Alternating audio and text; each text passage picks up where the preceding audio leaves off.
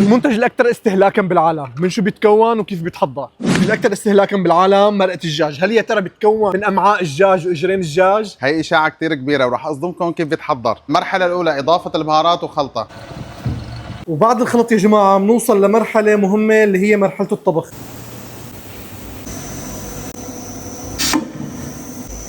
نتوجه للمرحله الاهم اللي هي مرحله الكبس.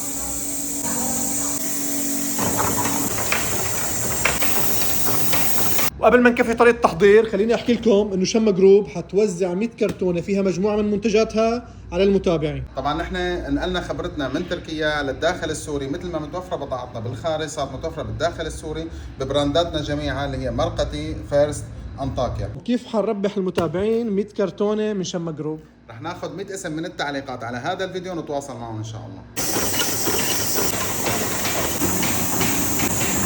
هلا يا جماعه بنوصل لمرحله التغليف. كاني خلصنا بسرعه. هي عباره عن الخلطه عن بهارات ونكهات، ودائما بكل مراحلنا بنحافظ على شغلتين اساسيات: معايير الصحه والجوده العاليه.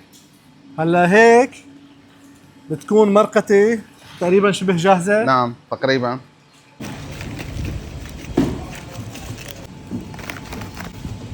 وبتوقع بهالفيديو توضح الامور بشكل كتير واضح لكم. هي عباره مثل ما حكينا بهارات ونكهات وبس. هيك بهذا الشكل يكون التغليف الحراري.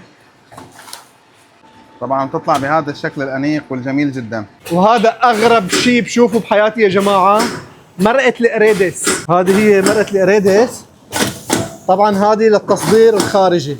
من شما جروب يا جماعه مرقه الدجاج مرقتي صارت جاهزه، ورغم هذا الشيء قلت لي لسه ما خلصنا. لا اكيد ما خلصنا. اهم مرحله المرحله النهائيه، عينه عشوائيه دائما بشكل دوري على مختبر التحليل مشان نتاكد من جوده وسلامه المنتج صحيا.